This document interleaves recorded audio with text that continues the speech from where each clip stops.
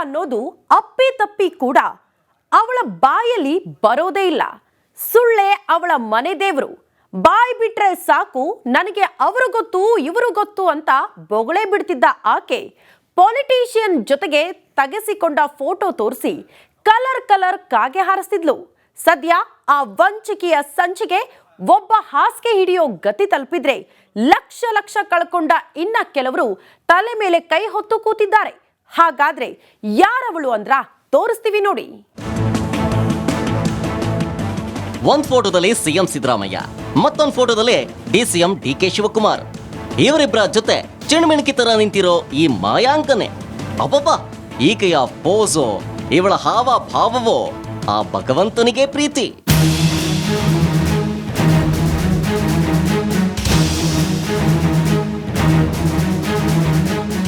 ಅಂದ್ಹಾಗೆ ಈಕೆ ಯಾರು, ಏನ್ ಮಾಡಿದ್ಲು? ಅಷ್ಟಕ್ಕೂ ಇವಳೆ ಆಕೆ ಹೀಗೆ ಕಂಡ ರಾಜಕಾರಣಿಗಳ ಜೊತೆ ನಿಂತ್ಕೊಂಡು ಫೋಟೋ ತೆಗೆಸ್ಕೊಂಡಿದ್ದಾಳೆ. ಎಲ್ಲದರ ಬಗ್ಗೆ ಡೀಟೈಲ್ಡ್ ಆಗಿ ಹೇಳ್ತೀವಿ ಕೇಳಿ. ಈ ಫೋಟೋದಲ್ಲಿರೋ ಲೇಡಿ ಹೆಸರು ಸಂಧ್ಯಾ ಪವಿತ್ರ ಅಂತ. ಮೋಸ ಅನ್ನೋದು ಈಕೆಯ ವೃತ್ತಿ ಮತ್ತು ಪ್ರವೃತ್ತಿ. ಹೌದು, ಸದಾ ಯಾರ ತಲೆಗೆ ಟೋಪಿ ಹಾಕ್ಲಿ ಅಂತ ಓಡಾಡೋ ಈಕೆಗೆ ಬಕ್ರಾಗಳು ಸಿಕ್ರಂತೂ ಮುಗದೆ ಹೋಯ್ತು. ನುಂಗಿ ನೀರ್ ಕುಡಿದು ತಲೆ ಮೇಲೆ ಕರ್ಚೀಫ್ ಹೊತ್ಸಿ ನೈಸ್ ಆಗಿ ಎಸ್ಕೇಪ್ ಆಗ್ಬಿಡ್ತಾಳೆ.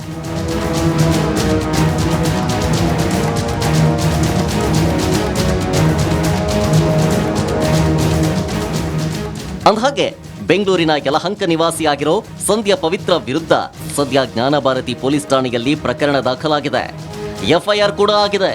ಸಿಕ್ಕವ್ರಿಗೆ ಗೌರ್ಮೆಂಟ್ ಕೆಲಸ ಕೊಡಿಸ್ತೀನಿ, ಅಷ್ಟು ಸಂಬಳ ಸಿಗುತ್ತೆ ಇಷ್ಟು ಸಂಬಳ ಸಿಗುತ್ತೆ ಅಂತ ಆ ಡಿಪಾರ್ಟ್ಮೆಂಟು ಈ ಡಿಪಾರ್ಟ್ಮೆಂಟು ಅಂತಲೂ ಕಲ್ಲರ್ ಕಾಗೆ ಹಾರಿಸ್ತಿದ್ದ ಈ ಸಂಧ್ಯಾ ಸರ್ಕಾರಿ ಕೆಲಸದ ಆಮಿಷ ತೋರಿಸಿ ಲಕ್ಷ ಹಣ ಪಡೆದು ಮೋಸ ಮಾಡ್ತಿದ್ಲಂತೆ.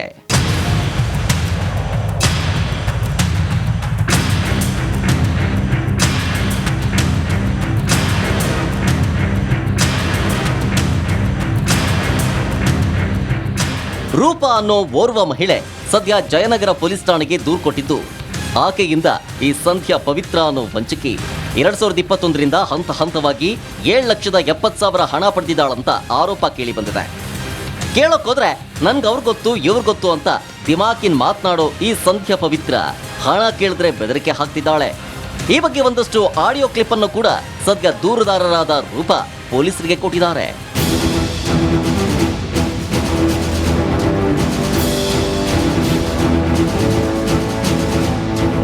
ತನ್ನನ್ನು ತಾನು ಕಾಂಗ್ರೆಸ್ನ ಮಹಿಳಾ ಘಟಕದ ದೊಡ್ಡ ಹುದ್ದೆಯಲ್ಲಿದ್ದೀನಿ ಅಂತ ಹೇಳ್ಕೊಳ್ತಿದ್ದ ಈ ಸಂಧ್ಯಾ ಪವಿತ್ರ ನಾಗರಾಜ್ ಅನ್ನೋ ಈ ಮಹಿಳೆ ನಾಯಕರ ಜೊತೆ ನಿಂತು ತೆಗೆಸ್ಕೊಂಡ ಫೋಟೋಗಳನ್ನೇ ಬಂಡವಾಳವಾಗಿಟ್ಕೊಂಡು ಹೀಗೆ ಕಂಡವ್ರಿಗೆ ಉಂಡೆನಾಮ ತಿಕ್ತಾ ಇದ್ಲು. ಹೇಳೋಕೋದ್ರೆ ಬೆದರಿಕೆ ಹಾಕ್ತಾ ಇದ್ಲು ಅನ್ನೋದು ಸದ್ಯ ಈಕೆ ಮೇಲೆ ಕೇಳಿ ಬಂದಿರೋ ಆರೋಪ.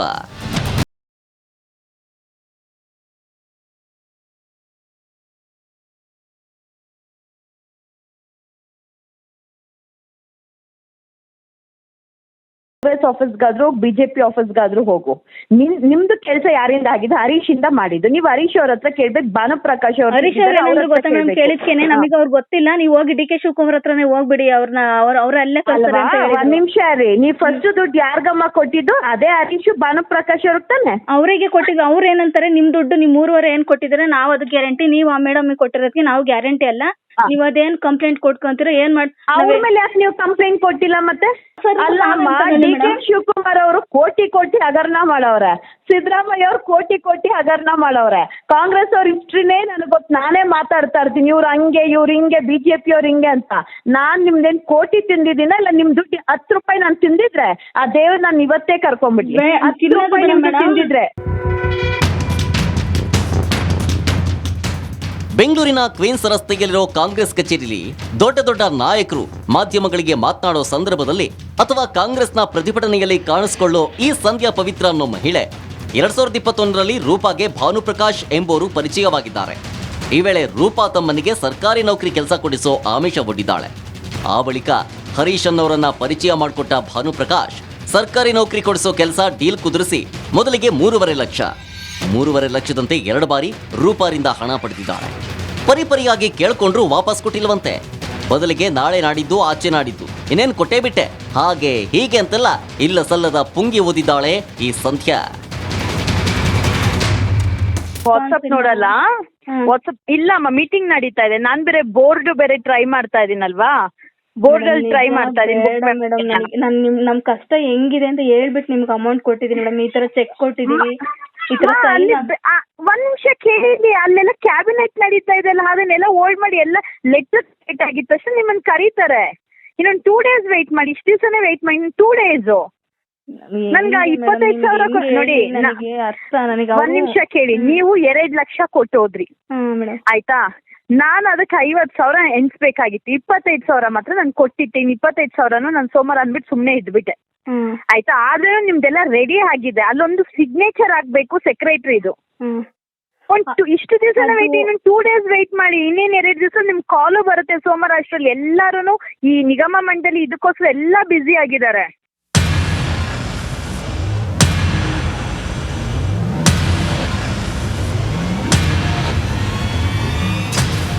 ಆದರೆ ಕೆಲಸ ಕೊಡಿಸದ ಹಿನ್ನೆಲೆ ರೂಪಾ ವಿಚಾರಿಸಿದಾಗ ಸಂಧ್ಯಾಗೆ ಹಣ ನೀಡಿರುವುದಾಗಿ ಹೇಳಿದ್ದ ಹರೀಶ್, ಆ ಬಳಿಕ ಸಂಧ್ಯಾಳ ಭೇಟಿಯಾಗಿ ವಿಚಾರಿಸಿದಾಗ ಕೆಲಸ ಕೊಡಿಸೋಕೆ ಮತ್ತೆ ಹಣ ಬೇಡಿಕೆ ಇಟ್ಟಿದ್ಲಂತೆ. ಅದಾದ್ಮೇಲೆ ಹತ್ತವಾಗಿ 7.70 ಲಕ್ಷ ಪಡೆದಿದ್ದ ವಂಚಕಿ ಸಂಧ್ಯಾ ರೂಪಾ ಅವರಿಂದ ಒಟ್ಟು 11.20 ಲಕ್ಷ ಹಣ ಪಡೆದಿದ್ಲಂತೆ. ಲಕ್ಷಾಂತರ ರೂಪಾಯಿ ಹಣ ಪಿಕ್ಕಿದ್ರು ಸರ್ಕಾರಿ ನೌಕರಿ ಕೊಡಿಸ್ದೆ ಗ್ಯಾಂಗ್. ಇದರಿಂದ ತಾನು ವಂಚನೆಗೊಳಗಾಗಿರುವುದು ಕನ್ಫರ್ಮ್ ಆಗ್ತಿದ್ದಂತೆ ಜಯನಗರ ಠಾಣೆಯಲ್ಲಿ 3 ವಂಚಕರ ವಿರುದ್ಧ ದೂರು ನೀಡಿದ್ದಾರೆ ರೂಪಾ.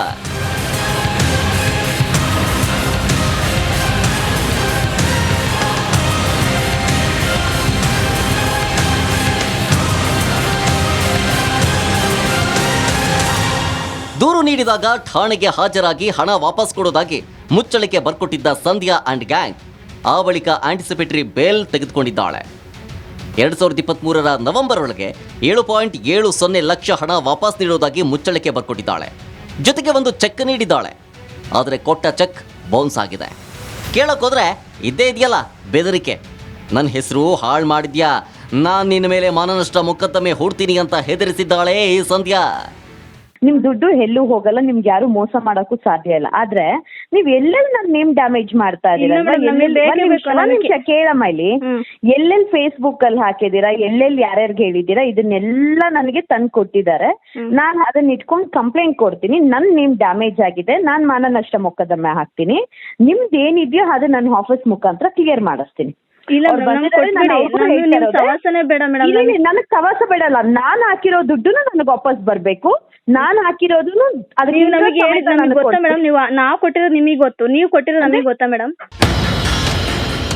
ಈಕೆ ಮಾತು ನಂಬಿ ಕೆಲಸ ಹುಡ್ಕೊಂಡು ಬೆಂಗಳೂರಿಗೆ ಬರೋರು ಫೇಸ್ಬುಕ್ನಲ್ಲಿ ಕೆಲಸ ಕೊಡಿಸಿ ಅಂತ ಕೇಳ್ತಾ ಇದ್ದ ಮುಗ್ಧರಿಗೆ ಸಂಧ್ಯಾ ಗ್ಯಾಂಗ್ ಗಾಳ ಹಾಕ್ತಾ ಇದ್ಲು. ಇನ್ನು ಈ ಹುಡುಗನ ಕತೆ ನೋಡಿ. ಈತನ ಹೆಸರು ಚಂದ್ರು ಅಂತ. ಯಾದಗಿರಿ ಮೂಲದ ಈ ಯುವಕನನ್ನ ಹೀಗೆ ಫೋನ್ನಲ್ಲಿ ಕಾಂಟ್ಯಾಕ್ಟ್ ಮಾಡಿದ್ದ ಈ ಸಂಧ್ಯಾ ಪವಿತ್ರ ಪೊಲೀಸ್ ಕೆಲಸ ಕೊಡಿಸ್ತೀನಂತ ಹೇಳಿ ಹಣ ಪಡೆದಿದ್ದಂತೆ. ಈ ಹುಡುಗ ಎಲ್ಲೆಲ್ಲೋ ಸಾಲ ಮಾಡಿ ದುಡ್ಡು ತಂದ್ಕೊಟ್ಟಿದ್ದಂತೆ. ಆದ್ರೀಗ ದುಡ್ಡು ಬರಲ್ಲ, ಕೆಲಸನೂ ಸಿಗಲ್ಲ ಅಂತ ಗೊತ್ತಾಗಿದೆ ತಡ. ಅದೇ ಕೊರ್ಗಲ್ಲಿ ಹಾಸಿಗೆ ಹಿಡಿದಿದ್ದಾನೆ ಚಂದ್ರು. ಇದೀಗ ಆಕೆ ವಿರುದ್ಧ ದೂರು ದಾಖಲಿಸೋದಕ್ಕಾಗದೆ ಹಾಸಿಗೆ ಮೇಲೆ ಮಲ್ಕೊಂಡೆ ವಿಡಿಯೋ ಮಾಡಿ ದಯಮಾಡಿ ನನ್ನ ಹಣವನ್ನ ನನಗೆ ವಾಪಸ್ ಕೊಟ್ಬಿಡಿ ಅಂತ ಅಂಗಲಾಚ್ತಿದ್ದಾನೆ. ಸಂಧ್ಯಾ ಪವಿತ್ರ ನಾಗರಾಜ್ ಮೇಡಮ್, ನನಗೆ ದಯವಿಟ್ಟು ದುಡ್ಡು ಕೊಡಿ ಮೇಡಮ್. ತುಂಬ ಕಷ್ಟ ಇದೆ ಜೀವನ.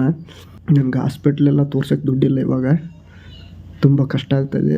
ನನಗೆ ಉಸಿರಾಟ ತೊಂದರೆ ಎಲ್ಲ ಆಗ್ತಾಯಿದೆ. ದಯವಿಟ್ಟು ದುಡ್ಡು ಕೊಡಿ ಮೇಡಮ್, ನಿಮ್ಮ ಕೈ ಮುಗಿತೀನಿ.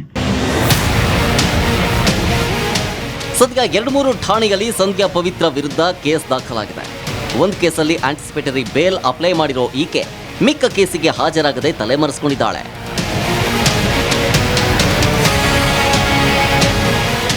ಇದಕ್ಕೆ ಹೇಳೋದು, ಟೋಪಿ ಹಾಕಿಸಿಕೊಳ್ಳೋರು ಇರೋವರೆಗೂ ಟೋಪಿ ಹಾಕೋರು ಕೂಡ ಇದ್ದೇ ಇರ್ತಾರೆ ಅಂತ.